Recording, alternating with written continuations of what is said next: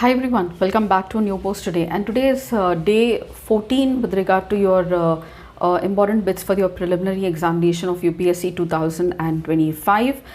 So let's get started with the most important issues that you need to keep track for this day. That's day 14, June 4th.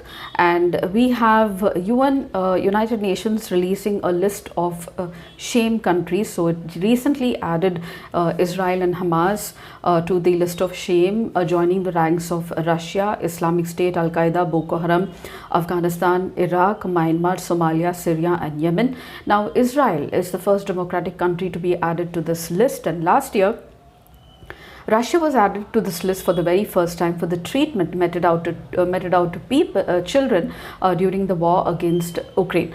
And the list of shame is a document that documents the rights violations of children in an armed conflict. So Israel and Hamas have been added. The next most important is about World Ocean Day. So we celebrate World Ocean Day on June 8th, and India, located at the crown of Indian Ocean, is an important ocean, especially keeping in mind the deep ocean mission that the government of India is now taking up. It hasn't started, and also the importance of Indian Ocean with regard to measuring or even gauging the impact of climate change or global warming, especially because the location of Indian Ocean not only is it small, but also it is a very important area of study for scientists to gauge the impact of climate change or global warming on the oceans. So this is the World Oceans Day celebrated on June 8th. Ocean covers 70% of the planet, and it is an important source of life. It produces 50% of the planet's oxygen and is home to one of the Earth's most important biodiversity.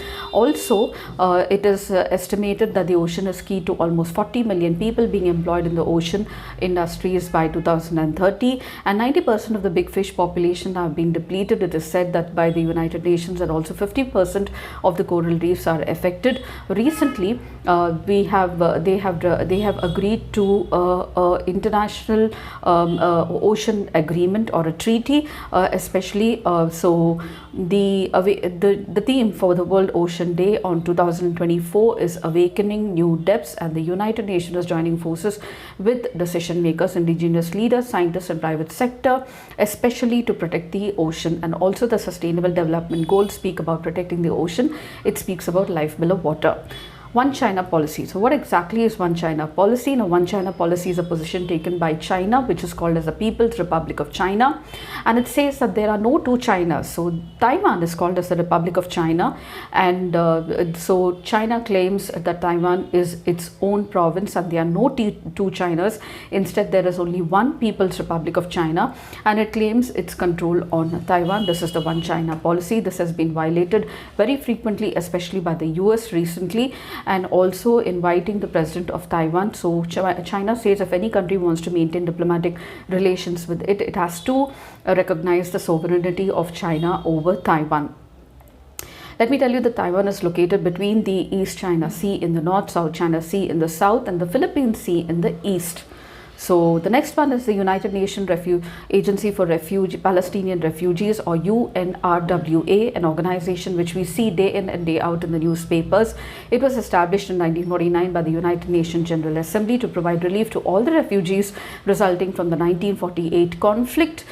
Initially included Jewish and Palestinian refugees inside the state of Israel until the Israeli government took over the responsibility in 1952.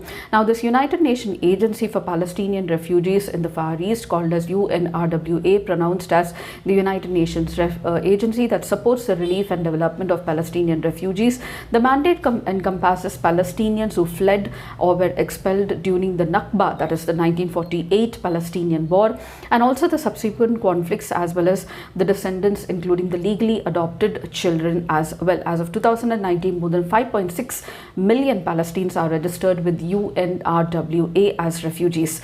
So the next one is Senkaku Islands, also known as the Pinnacle Islands now, or the Diaoyu Islands in China, and the Oyutai Islands by Taiwan. It is a group of inhabited islands in the East China Sea administered by Japan, but it is also located east of Taiwan, east of China. So it is a territorial dispute between Japan and China, and also between Japan and Taiwan.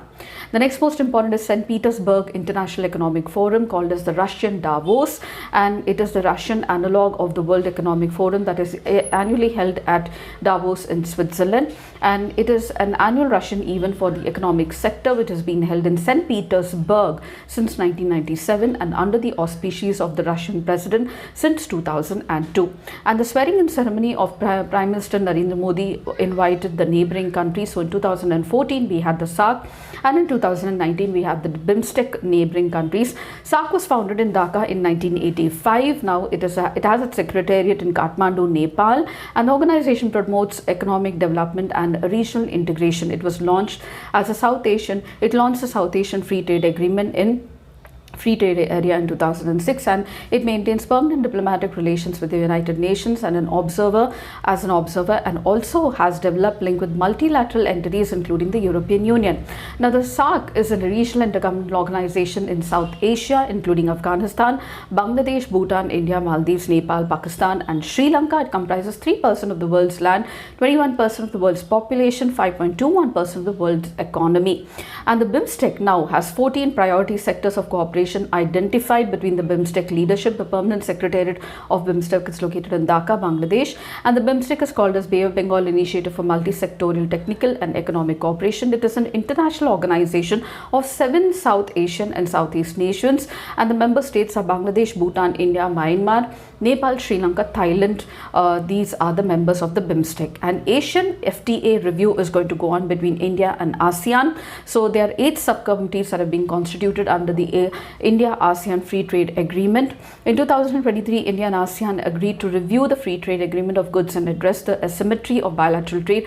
India has a trade deficit now with regard to the ASEAN FTA, and the Asian FTA was signed in 1992 in Singapore. And when the Asian FTA agreement was originally signed, ASEAN had 6 members, that is Brunei, Indonesia, Malaysia, Philippines, Singapore, Thailand.